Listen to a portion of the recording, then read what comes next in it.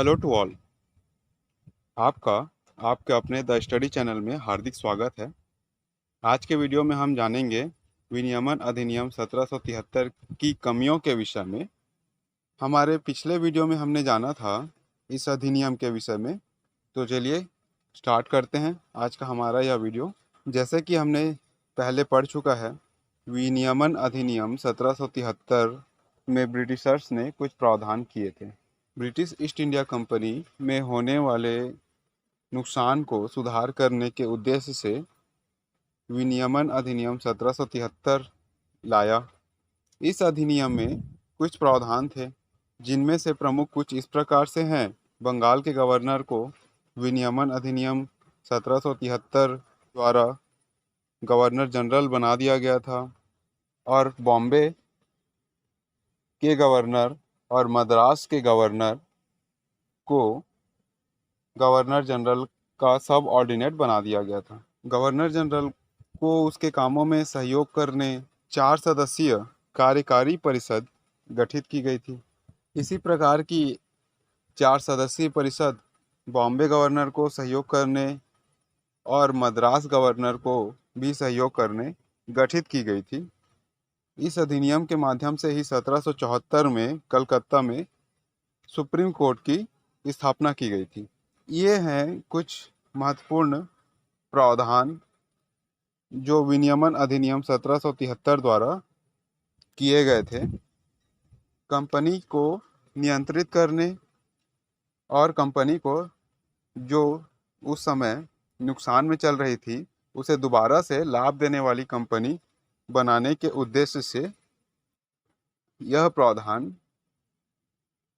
किया गया था इस एक्ट के माध्यम से।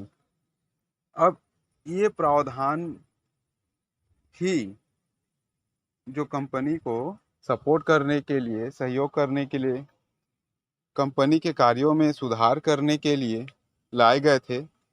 इनमें कुछ कमियां थीं, जैसे कि बंगाल के गवर्नर को गवर्नर जनरल नियुक्त कर दिया गया था और के गवर्नर और मद्रास के गवर्नर को गवर्नर जनरल के नियंत्रण में लाया गया था।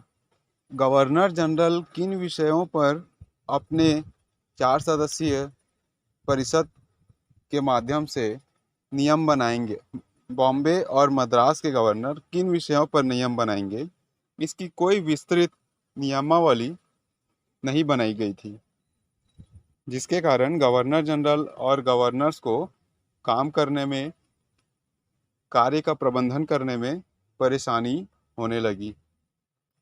गवर्नर जनरल किस विषय पर नियम बनाएंगे, अपने काउंसिल के साथ मिलकर के, गवर्नर्स अपने परिषद के साथ मिलकर के किन विषयों पर नियम बनाएंगे, उनके कार्य क्षेत्र क्या होंगे, इसकी विस्तृत नियमावली न होने के कारण कार्य करने में उलझने होने लगी। यह बहुत ही बड़ा बाधक सिद्ध हुआ। बंगाल के गवर्नर को गवर्नर जनरल तो बना दिया गया था, पर वह अपने स्वेच्छा से कंपनी से संबंधित किसी भी कार्य को क्रियान्वित नहीं कर सकता था। जैसे कि आप पहले ही जान चुके हैं, इस एक्ट के माध्यम से गवर्नर जनरल और गवर्नर्स को, बॉम्बे और मद्रास के गवर्नर्स को सहयोग करने 4 सदस्यीय कार्यकारी परिषद गठित की गई थी। अब यहाँ किसी भी कार्य को करने के लिए इन परिषद में वोटिंग होती थी, मत दिए जाते थे। जिस विषय पर बहुमत होता था उस कार्य को ही संपादित किया जाता था। गवर्नर जनरल के पास 4 सदस्यीय काउंसिल है। अब किसी कार्य को संपादित करना है तो परिषद के चारों सदस्यों द्वारा उसके पक्ष या विपक्ष में वोट दिए जाते थे और गवर्नर जनरल द्वारा भी वोट दिया जाता था। अब जिस विषय पर 3 मत प्राप्त हुए उसे ही आगे संपादित किया जाता था। इस कारण से गवर्नर जनरल की शक्ति कम हो गई थी, क्योंकि अब वह खुद से कोई कार्य नहीं कर सकता था। कंपनी के संबंध में परिषद की सहमति वोट के माध्यम से प्राप्त करनी आवश्यक ही होती थी। गवर्नर जनरल तो नाम का ही पावरफुल पोस्ट रह गया, वास्तविक शक्ति उसके पास अब नहीं रह गई थी। इस प्रकार की स्थिति बॉम्बे के गवर्नर और मद्रास के गवर्नर के साथ भी थी। वहाँ भी 4 सदस्यीय कार्यकारी समिति गठित की गई थी, वहाँ भी वोटिंग होती थी। गवर्नर्स अकेले किसी प्रकार का निर्णय नहीं ले सकते थे। काउंसिल में मतदान होते थे। बहुमत जिस पक्ष पर, जिस विषय पर अधिक होता था, वही कार्य संपादित होता था। सेम था गवर्नर जनरल और काउंसिल के जैसा ही यहाँ भी। गवर्नर ऑफ बॉम्बे और उसके काउंसिल में, साथ ही साथ गवर्नर ऑफ मद्रास और उसके काउंसिल में। गवर्नर जनरल तो उतने शक्तिशाली नहीं रह गए थे और गवर्नर्स भी उतने शक्तिशाली नहीं रह गए थे और काम में उलझने होने लगी। पहले कार्य के लिए बहुमत प्राप्त करो, काउंसिल की वोट ही नहीं मिली तो कार्य कैसे संपादित होगा। कार्य संपादित करने में देरी होने लगी, उलझने बढ़ गई। पहले ऐसा नहीं हुआ करता था। इससे का जो प्रोसीजर है वो लंबा हो गया।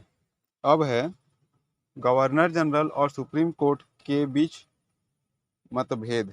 विनियमन अधिनियम 1773 के माध्यम से ही 1774 में कलकत्ता में सुप्रीम कोर्ट की स्थापना की गई थी। कंपनी में होने वाले विवाद, जो उलझने उत्पन्न होंगे, उसे सुप्रीम कोर्ट के माध्यम से सुलझा लिया जाएगा और कंपनी के कार्यों में उत्पन्न बाधाएं हैं उसे दूर कर लिया जाएगा और कंपनी निरंतर व्यापार करती रहेगी बिना रुकावट के। और यह भी सुनिश्चित किया गया था कि गवर्नर जनरल अपने काउंसिल के साथ जिस विषय पर भी नियम बनाएंगे उसे सुप्रीम कोर्ट द्वारा मान्यता दिलवा दी जाएगी। अब हुआ क्या, गवर्नर जनरल और काउंसिल और सुप्रीम कोर्ट में मतभेद होने लगे। उनमें आपसी तालमेल की कमी देखी गई। उनमें आपसी मतभेद होने के कारण गवर्नर जनरल और काउंसिल जिन भी विषयों पर नियम बनाती थी उसका सुप्रीम कोर्ट द्वारा मान्यता दिए जाने में परेशानी होने लगी। इसका मुख्य कारण था आपसी मतभेद। मतभेद इतने ज़्यादा बढ़ गए थे कि इसकी जानकारी ब्रिटेन तक पहुंची, कोर्ट ऑफ डायरेक्टर्स तक पहुंची, ब्रिटिश संसद तक पहुंची। गतिरोध का कारण जानने और इसका निवारण करने के उद्देश्य से ब्रिटिश संसद के हाउस ऑफ कॉमन्स में एक समिति भी बनाई गई जिसका नाम था टॉचिट कमिटी। इस समिति से संबंधित विषयों को जानने के लिए हम अलग से वीडियो लेकर के आएंगे। तो कंपनी में इस प्रकार की जो भी गतिरोध थे, यह कारण, इसका मुख्य कारण था विनियमन अधिनियम 1773 के द्वारा किए गए प्रावधान। उसमें जिस प्रकार के प्रावधान किए गए थे कंपनी के कार्यों में गतिरोध उत्पन्न करने लगे। तो यह था विनियमन अधिनियम 1773 की कुछ कमियां। इन कमियों को दूर करने के लिए भी आगे कई प्रावधान किए गए जिन्हें हम जानेंगे अपने नेक्स्ट वीडियो में। आज के वीडियो में बस इतना ही। मिलते हैं हमारे अगले वीडियो में। So please like, comment, subscribe, press the bell icon and share this video with your friends. Take care.